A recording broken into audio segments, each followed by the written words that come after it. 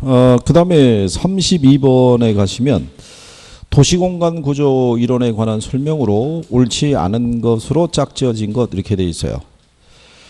거기 보면 헤이그의 마찰 비용 이론이라고 있어요. 여기서 헤이그가 얘기하는 마찰 비용 이론은요. 이게 도심이고요. 도심에서 외곽으로 나갈수록요. 뭐는 줄어드냐면 지대 있죠. 이거는 줄어들고 나가면서 뭐는 증가하냐면 교통비 있죠. 얘는 증가한다는 얘기죠. 그래서 마찰 비용이라는 거는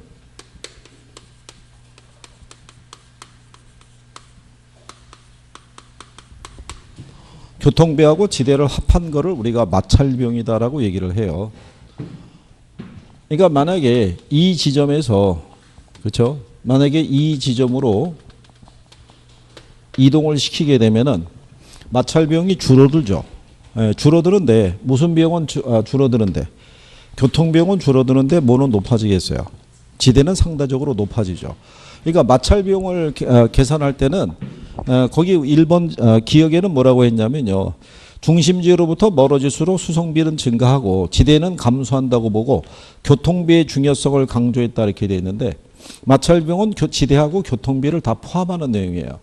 교통비에 대한 것만을 강조한 건 아니다. 이런 얘기죠. 그래서 이제 기역을 틀렸다고 보고요. 기역이 들어가 있는 1번, 2번을 빼고요. 호이트의 선형 이론에 따르면 주택 지불 능력이 낮을수록 고용 기회가 많은 도심 지역과 접근성이 양호한 지역의 주거 입지를 선정하는 경향이 있다. 이렇게 돼 있어요. 그러면 맞아요, 틀려요? 틀리겠죠. 이게 지금 문제가 옳지 않은 거 물어보는 거잖아요. 옳은 거 물어보는 게 아니라. 설마 문제 푸실 때 옳은 거 선택하신 건 아니겠죠? 습관적으로. 그래서 교통비의 중요성을 강조했던 헤이그의 마찰 비용 이론. 그 다음에 그 버제스의 동심원 이론에 따르면 천의지대는 저소득 주거지대와 중상층 주거지대 사이에 위치한다 그랬으니까 틀렸겠죠. 얘는 천의지대는 어디에 위치해요? 중심 업무지구하고 저소득 주거지구 사이에 위치하죠. 해리스하고 울만의 다핵심 이론에 의하면 도시는 하나의 중심이 아니라 여러 개의 전문화된 중심으로 이루어진다 그랬으니까 맞는 편이겠죠. 다핵심 이론에서 지대를 지불하는 능력의 차이와 유사한 활동에 집중하는 성향은 도시의 다핵화 요인에 포함되지 않는다 그랬으니까 틀렸겠죠. 그렇죠? 그러니까 이 문제에서는 기억을 맞는다고 보고 그 디귿하고 그 다음에 디귿하고 미음이 있죠. 요거 세 가지가 틀린 것으로 그래서 답을 4번으로 이게 시험에 한 2번 인용한 적이 있는데요. 한 번은 뭐로 나왔냐면 마찰 비용에서는 뭐를 뺀 지대를 뺀 교통비로만 구성이 되어 있다면 틀리다. 이렇게 해서 이제 한 번 나온 적이 있어요. 그래서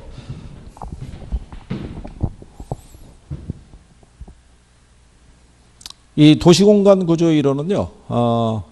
저희가 추정할 때는 단독으로 나오기는 조금 쉽지는 않고요.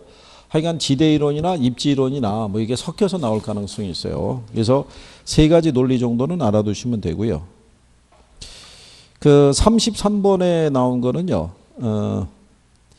예전에 기출에서 나왔던 부분에서 약간 바꿔준 거죠. 거기 보면 크리스탈러의 중심지 이론에 의하면 저차원 중심지일수록 중심지 규모가 커지고요. 중심지 기능이 다양해진다 그러면 틀리겠죠. 저차원이 아니라 뭐 고차원 중심지일수록. 뭐 이런 얘기죠.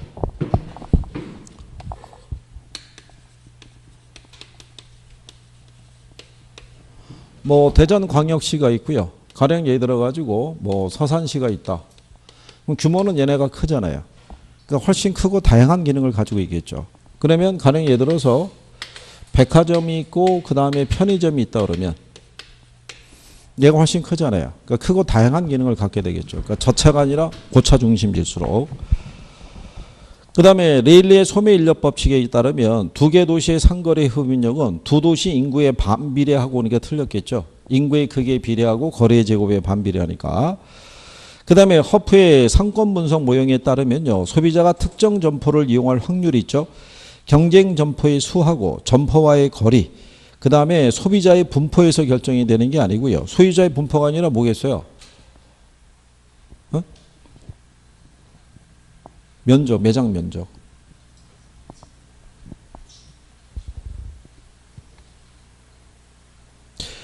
그 다음에 배보의 최소 비용 이론은 다른 생산 조건이 동일하다면 수송비는 사용되는 원료의 종류에 의해서 결정이 된다는 게 틀렸겠죠. 수송비는 뭐에서 결정이 되겠어요? 원료 및 제품의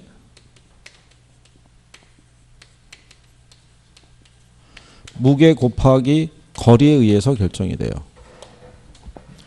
그러니까 무게나 부피가 크면 클수록 거리가 멀면 멀수록 수송비가 많이 들어가고요. 반대의 경우는 수송비가 적게 들어간다는 거죠. 그래서 답은 2번이고요.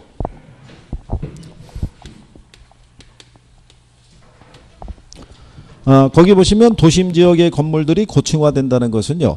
토지에 대한 자본의 대체성이 높다는 것이죠. 기억하시나요? 여기가 도심이고요. 이게 자본이고 이게 토지라고 봤었을 때 도심 지역은 토지 가격이 비싸니까 자본의 투입 비율을 크게 가져가고요. 토지 사용량이 적어지죠. 근데 외곽을 나가게 되면 토지 가격이 싸니까 토지 사용량이 늘어나고 자본의 투입 비율이 작아지는 이런 현상이 나온다고 그랬죠. 그래서 이런 등량곡선을 그려봤을 때, 그죠? 기울기는 이렇게 우양하는 지수곡선으로 나타난다고 설명했죠. 그래서 도심에 입지하는 산업들은 대부분 토지에 대한 자본의 대체성이 큰 산업들이 입지한다고 그랬죠. 그게 이제 건물이 뭐가 된다는 거였어요. 고층화된다. 뭐 이렇게 얘기했던 거죠. 그래서 33번은 2번이고요. 그 다음에 4P 믹스 전략 아시죠? 4P 믹스의 종류는 뭐 있다고 그랬어요?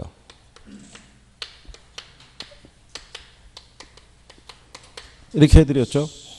제품 전략, 가격 전략, 유통 경로 전략, 그 다음에 판매 촉진 전략. 그렇죠. 그러니까 여기에 해당 안 되는 거는 뭐 있겠어요? 5번의 차별화 전략이죠. 차별화 전략은 SDP 전략에 들어가죠. 그렇죠. 이건 또 뭐 얘기하면 곤란하기 때문에 나중에.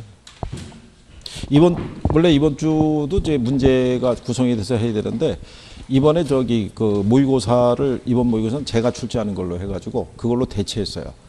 이거는 모의고사를 한번 풀어보시면서 또 접해보시면 될 거예요. 뭐, 다른 데 봤을 때 평균이 뭐 한 50점대 초반이 나왔으니까요. 그 정도 나오시면. 지금 현재 여러분이 이 문제 갖고도 평균은 50점이거든요. 지금 현재 50점대로는 들어와 계시는데 여기서 조금 올라가서 60점이 돼야 돼요. 반평균이. 어떤 문제가 나와도 60점이 나와야 시험장 가서도 60점을 기대하실 수 있잖아요. 그러니까 틀리신 거를 가지고 복습을 좀 하셔야 돼요. 복습을. 그리고 자주 틀리는 애들은요. 반드시 개선을 해 주셔야 돼요. 이게 헷갈리면 안 된다고요. 정확하게 하셔야 되거든요. 정확하게. 하나라도 정확하게 알고 있는 게 아까 얘기한 것처럼 바꾸질 않는다고요. 내가 정확하게 하니까. 그래야지 이게 올라가니까. 그래서 매주 한 3개에서 4개만이라도 올려보도록 한번 해보세요. 이렇게. 이거 아직 그래도 모의고사 볼 수 있는 게 시간이 있잖아요. 그렇죠? 그래서 나중에 저희가 뭘로 가늠할 수 있냐면 백선을 풀 때. 우리가 마지막 이제 수업이 10월 달에 백선 하잖아요. 2주에 걸쳐서. 백선 할 때 답이 쭉 나와야 된다고요. 그러면 이제 선생님이 안심을 하고 종강을 한다고요. 이반은 합격자가 많이 나오겠구나. 근데 1번서부터 100번까지 계속 못 들은 채 하는 거죠. 그냥 계속. 그러면 이제 선생님 불안한 거죠. 그죠? 그 종강하고 전문 나가기 힘들다니까요. 자꾸 그러면.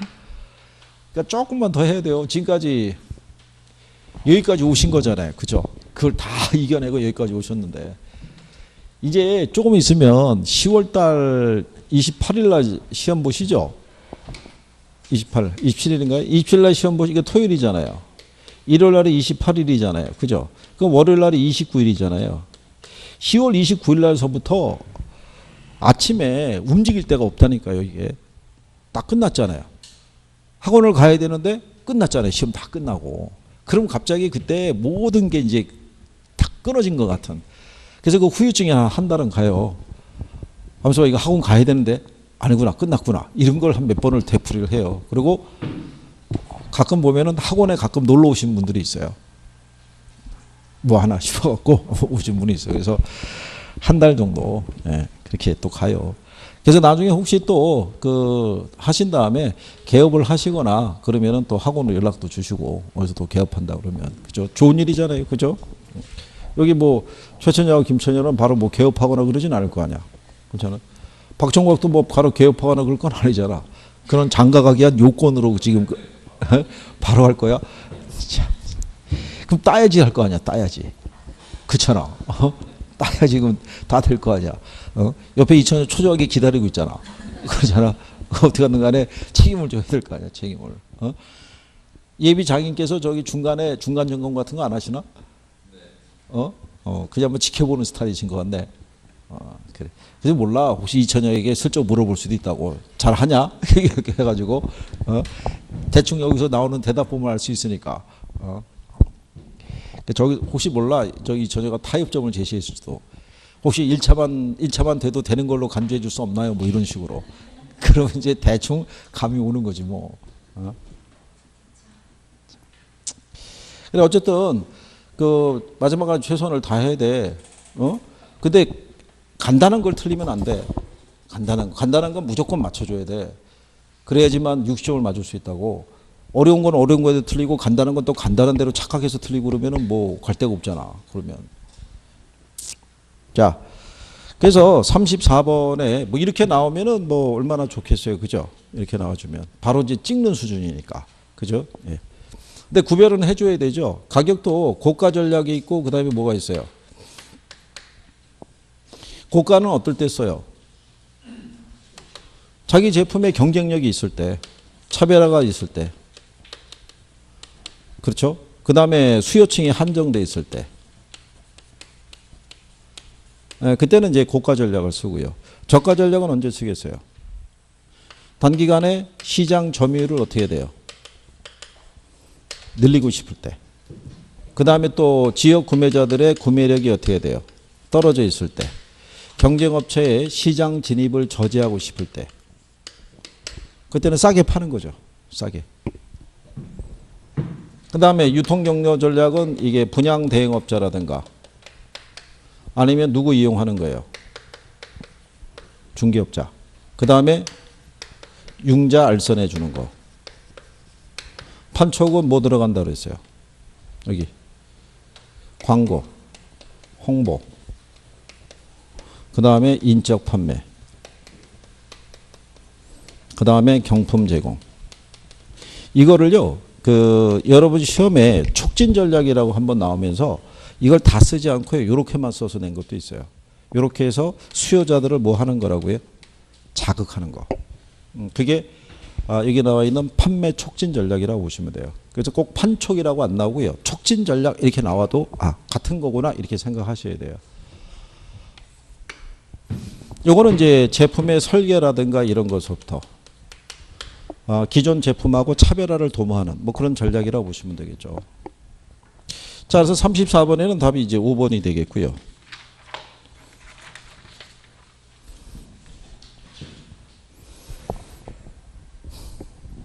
자, 35번에 가면요. 감정평가의 분류를 우리가 물어봤을 때 답은 1번이 돼요. 이 건부지 평가 있죠. 토지상에 뭐가 들어가 있으면요. 건물로 인해서 건부 감가라든가 또는 건부 증가가 발생할 수 있어요, 없어요? 있죠. 그러니까 이거를 감안해서 평가해야 된다는 얘기죠. 건부 감가를 반영하는 건 뭐냐면요. 주변의 건물들이 이렇게 고층의 오피스로 쓰는 게 최유 이용인데 기존의 건축물이 이렇게 들어서 있으면 바로 최유 이용을 기대하기가 어렵겠죠. 그러면 오히려 이 작은 규모의 건물로 인해서 토지의 가치가 낮게 평가될 때가 있죠. 그런 데가 바로 뭐겠어요? 건부 감가라는 얘기죠. 근데 예외적으로 건부 증가가 발생하는 경우는 그린벨트 지역 내 건물이 있을 수 있다고 그랬죠. 그럴 때는 예외적으로 뭐가 발생할 수도 있다고 그랬어요. 건부 증가가 발생할 수도 있다 이렇게 설명한 거죠. 기억하시나요? 이거? 우리가 일반적으로 나지하고 건부지를 비교하게 되면 나지가 얘보다 시장성이 좋죠. 그거는 건부지는 이렇게 최유 이용을 기대할 수가 없으니까. 근데 예외적으로 건부지가 나지보다 시장성이 좋을 때가 있죠. 그럴 때는 뭐가 발생할 경우예요? 그린벨트 지역 내에 건물이 이미 들어서 있으면 그렇잖아요. 그러니까 그런 경우를 감안했을 때 자, 그래서 이제 1번에 보면 건부지 평가는요. 토지에 대한 건물의 영향, 즉 건부감가와 건부 증가를 고려하지 않은 일종의 현황 평가다 그랬으니까 틀렸다는 얘기죠. 근데 우리가 감정 평가의 분류는요. 여러분들 감정 평가 규칙상에서는 시장 가치 기준 원칙이라고 그랬고요. 그다음에 무슨 원칙이라고 그랬어요? 현황 기준 원칙이라고 얘기를 했어요. 그다음에 개별 물건 기준 원칙.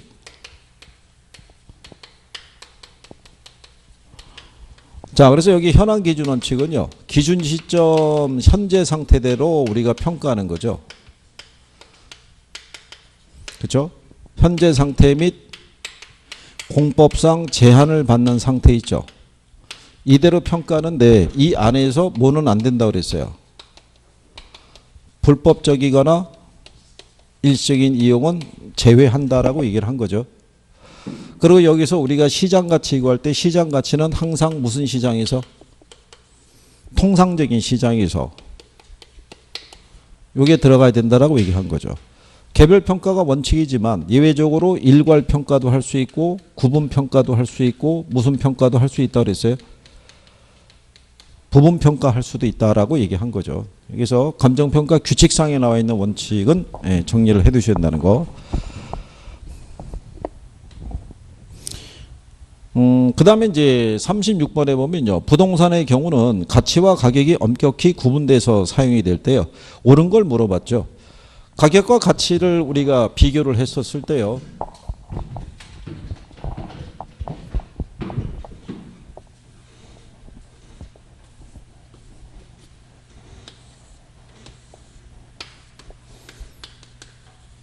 가격이 있고 가치가 있으면요. 가격은 실제 시장에서 매도자하고 매수자의 거래에서 지불된 거래액이라고 얘기를 했고요. 요거는 장래 기대되는 편익의 무슨 가치? 현재 가치라고 얘기를 했죠. 이미 지불됐기 때문에 얘는 과거의 값이라고 그랬고요. 얘는 장래 이익을 바탕으로 한 현재의 값이다. 주어진 시점에서 얘는 하나 있지만 얘는 평가 목적에 따라 여러 개가 존재할 수 있다라고 얘기한 거죠. 그래서 36번에 보면 1번에 가격은 현재의 값이지만 가치는 과거의 값이다. 그랬으니까 틀렸다는 얘기죠. 그 다음에 2번에 보면 일반적으로 부동산과 같은 내구재의 가치는 교환의 대상으로 상대 재화를 지배하는 힘이다. 그러면 틀리죠. 요거는 경제학에서 얘기하는 소모성 재화에 쓰는 개념이고요. 부동산 같은 내구재는 장래 기대되는 편익의 현재 가치라고 이렇게 구별해드렸죠. 우리가 왜 가치의 정의할 때요. 아담 스미스의 정의가 있었고 어빙 피셔라는 학자의 정의가 있었다고 그랬잖아요. 그래서 아담 스미스는 경제학에서 취급하는 소모성 재화에 적합한 개념이고요. 그게 지문에 있는 거고 부동산 같은 내구재에는 장래 기대되는 편익의 무슨 가치? 현재 가치라고 얘기한 거죠. 그죠? 네.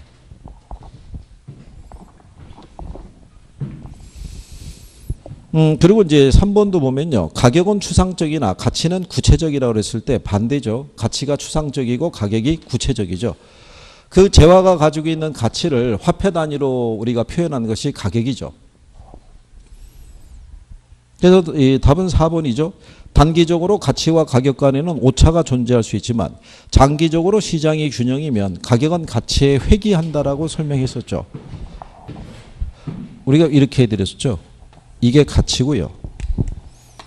이게 가격이라고 그랬을 때. 가격은 이렇게 단기적으로 가치로부터 괴리될 수 있다고 그랬죠. 수요와 공급의 불균형에 의해서. 근데 장기적으로는 이 가격은 가치에 이렇게 회귀하려는 성질을 갖고 있다라고 얘기했었죠. 이렇게.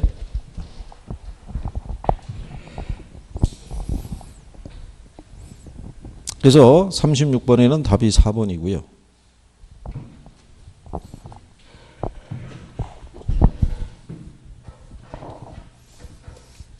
그 다음에 그 37번에 보시면요. 이거 기억하시죠? 지역 분석과 무슨 분석할 때요? 개별 분석할 때 늘상 적어드린 거.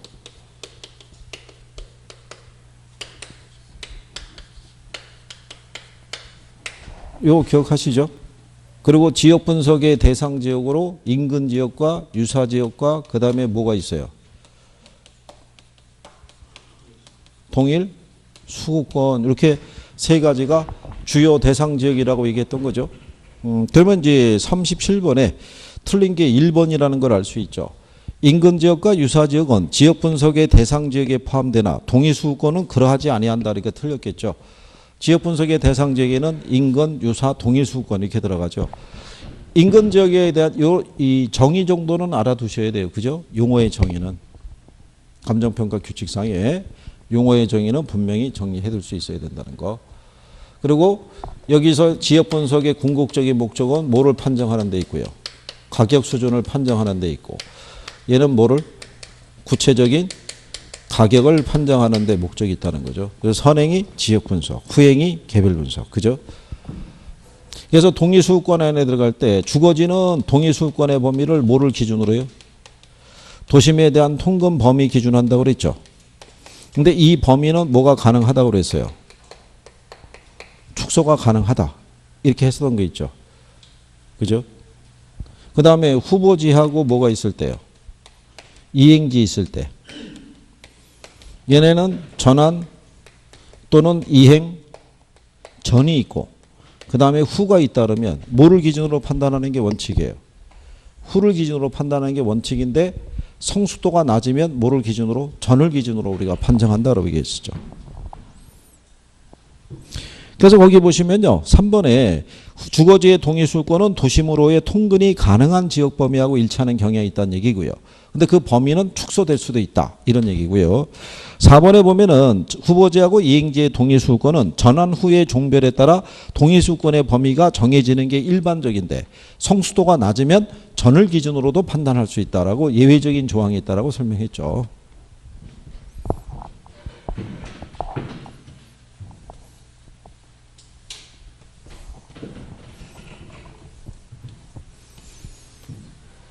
그 다음에 여러분들이 38번을 놓고 봤을 때요. 감가수용과 감가상각에 대한 다음 설명 중에서 틀린 거 물어봤죠.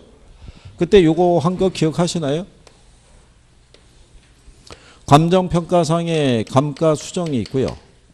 기업회계상의 감가상각이 있을 때 얘네는 제주달 원가를 기초로 해서요. 여기에서 감가액을 공제해서 적정한 시장 가치를 구하는 게 목적인데 얘네는 취득 원가에서 감가액을 공제해서요. 얘네는 장부 가치를 구하는 게 목적이다. 이렇게 얘기했었죠. 그래서 얘네는 뭐를 인정을 해주고요. 관찰 감가법을 얘네는 인정을 해주고 얘네는 인정하지 않는다. 이거 기억하시나요? 이거? 그래서 이 관찰 감가법은 평가사가 직접 가서 관찰하는 거라고 그랬잖아요. 그래서 객관적이다, 주관적이다. 주관적인 방법이라고 얘기한 거죠. 만약에 원가법에서 이론이 나오게 되면요. 얘네 정도 쓸 수 있는 게 있어요. 이게 감가수용하고 감가상각의 비교 정도는 구별을 해 두시는 게 일단 필요하다는 얘기죠. 그래서 거기 보시면요. 1번의 감가수용은 경제적 가치 판정에 중점을 두는데요. 회계 목적의 감가상각은 원가 배분에 중점을 둔다는 얘기죠. 비용 배분의 성격이 강하죠. 그리고 4번에 보시면 감가수용은 제주달 원가를 기초로 하는 데 반해서 회계 목적의 감가상각은 취득 원가를 기초로 한다. 이런 표현들이 들어가죠. 기본적으로. 그리고 감가수용에서는 경제적 감가가 인정되는 바에서요. 회계 목적의 감가상각에는 인정되지 않는다는 얘기는 얘네는 시장성을 반영을 해줘요. 근데 얘네는 장부 가치고 하는 거기 때문에 시장성을 반영을 하진 않아요. 그래서 얘네는 감가를 물리적, 기능적 또는 경제적 감가까지도 우리가 감안하는데 얘네는 물리적하고 기능적 감가만 반영을 해줘요. 차이로 인해서.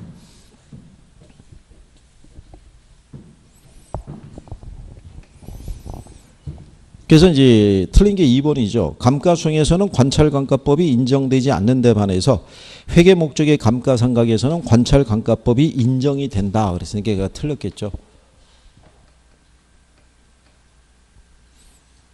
자, 그 다음에 이제 39번에 가면요. 비교 방식 및 거래 사례 비교법에 대한 다음 설명 중에서 이제 틀린 거 그랬을 때 일단 이 거래 사례 비교법에 관련 있는 원칙이 많은데요. 거래 사례 비교법의 근거가 되는 가장 대표적인 원칙이 대체 원칙이에요. 대체 원칙은 3방식 모두의 근거가 되는데 그 중에서도 특히 거래 사례 비교법에 적합하죠. 38번은 답이 2번이고요. 이거 2번. 네. 그래서 이제 대체 원칙의 논리를 이렇게 설명했죠. 우리 집의 가치가 얼마냐는 것은 우리 옆집이 얼마에 팔렸느냐가 기준이라고. 그렇죠? 그게 대체 원칙의 논리라고 그랬죠. 그래서 거래 사례 비교법이라는 건 제목대로예요. 거래 사례하고 비교해서 거기에 준하는 가격을 구하라 이런 얘기죠. 그래서 거기 그 2번에 보면요. 사례 부동산은 대상 부동산과 대체성이 있는 부동산이 되고요. 대체 원칙이 이론적 근거가 된다라고 얘기를 하죠. 그 다음에 4번에 보면요. 표준지 공시가를 기준해서 가격을 산정하는 것도 비교 방식으로 볼 수 있다 이렇게 되어 있는데 그거는 우리가 이제 표준지 공시가 산정할 때 무슨 법을 써요? 이거 기준으로 토지가치 산정할 때 쓰는 게 공시지가 기준법이죠. 근데 예외적으로 적정한 뭐가 있으면요. 실거래가가 있으면 뭐를 쓸 수도 있다고 그랬어요. 거래 사례 비교법을 쓸 수도 있다라고 얘기한 거죠. 그래서 여기서 볼 때요.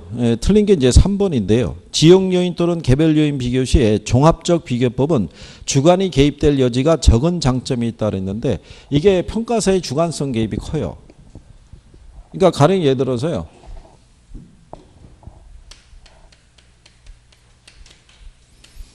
둔산동이 있었을 때 여기 동이 이 주변에 또 동이 뭐 있죠? 용문동이라고 있나요? 그러면 여기도 만약에 주거지역이 있고요. 여기도 주거지역이 있을 때 여기가 이제 대상 부동산이 여기 있어요. 그럼 이게 인근지역이 될 거 아니겠어요? 그럼 여기는 유사지역이고. 그러면 이거를 항목별로 나누는 게 아니라 그냥 전체적인 차원에서 판단하는 거예요. 전체적으로 봤을 때 얘가 속해 있는 지역이 얘가 여기 있는 사례 부동산이 있는 지역에 비해서 전체적으로 한 10%가 우세할 거야. 이런 식으로 판단하는 게 종합적 비교법이에요. 전체적으로. 근데 그거는 평가사가 보는 관점에 따라 틀리다는 얘기죠. A라는 평가사는 얘가 얘보다 우세하다라고 판단하는데 반대로 B는 얘가 더 우세하다라고 판정할 수도 있어요, 없어요? 있다는 얘기죠. 그래서 종합적 비교법이라는 것은 평가사의 주관적인 판단의 개입이 상당히 큰 방법이라고 보시면 돼요. 이게. 그래서 개별적인 방법을 해서 평점법을 쓸 때도 있어요. 그러니까 평점법을 쓸 때는요. 항목을 세분해서 비교하는 거예요. 그래서 항목을 제시해 갖고요. 가로 조건, 접근 조건, 그다음에 뭐 행정 조건, 환경적인 조건 이렇게 해가지고 여기 비교 표준지 있고, 그렇죠? 여기 대상 토지 있고, 그래서 얘네 전부 다 100으로 놓고 여기에 비해서 얘가 우세하냐 아니면 열세하느냐 그래서 항목별로 비교하는 방법은 평점법이라고 그래요. 그래서 이 평점법이라는 게요 상승식이라는 게 있고 총화식이라는 것도 있어요. 그러니까 상승식은 하나씩 비교해 주는 거고요. 총화식이라는 거는 이게 만약에 항목이 3개라 그러면 전체가 300일 거 아니에요. 근데 그 중에 얘는 이게 80이고 이거는 그냥 100이고 가령 예를 들어서 이게 110이다 그러면 전체 다 합하게 되면 290이잖아요. 그러면 전체적으로 300분의 얼마 해서 290에서 이렇게 비교하는 건 총화식이라고 그래요. 이렇게. 근데 여러분들에게는 총화식은 안 주고요. 항목별로 비교하는 상승식을 가지고 출제할 때가 있었어요. 요거는 우리가 그때 한 대로 우세하면은 뭐 하면 되고요. 더해주면 되고 열세하다 하면 뭐 하면 된다 그랬어요. 빼면 된다라고 얘기했죠. 빼면. 그런 식에 대한 표현이죠. 근데 지금 저희가 3방식에서 뭐 계산 문제까지 다 해달라고 주문하는 건 아니고요. 이론만 좀 해달라 이런 얘기죠. 이론만. 그리고 이제 40번에 보시면요. 다음과 같은 조건일 때 자본 환원율을 구하라고 되어 있는데요. 요거는 무슨 방법 쓰라고 한 거냐면요. 환원율 구하는 방법 중에서 투자결합법 있죠. 투자결합법 중에서 이거 쓰란 얘기죠.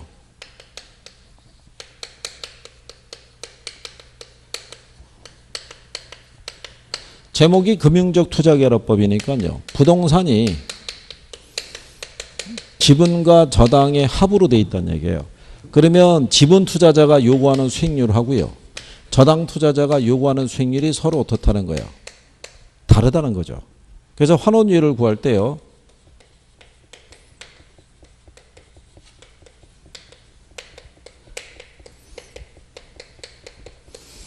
지분 비율 곱하기 지분 배당률을 곱해서 지분 투자자의 요구 수익률을 구하고요. 저당 비율 곱하기 저당 상수를 곱해서 저당 투자자의 요구 수익률을 구해서 환원율을 구하는 방법인데요. 조건에 보시면 뭐라고 되어 있냐면요. 총 투자액이 1억 원이죠. 근데 자기 자본이 얼마라는 거예요? 4천. 그러면 비율이 40%란 얘기죠. 그러면 지분 배당률이 얼마냐면 15%잖아요. 그죠? 그러면 계산하면 얼마 나오겠어요? 6% 나온다고요. 그 다음에 저당 비율이 그러면 60%일 거 아니에요. 근데 저당 상수를 얼마 줬냐면 10% 줬잖아요. 그럼 10에 0.6이면 6% 나오죠. 두 개 더하면 12% 나오겠죠.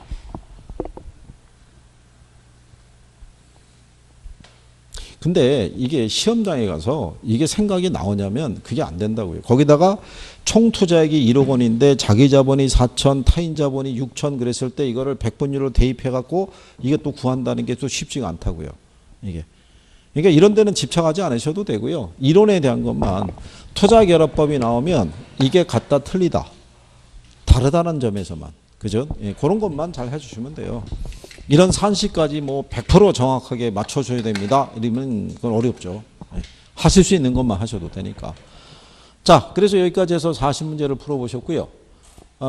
해봤더니 60점은 되는 것 같다. 60점.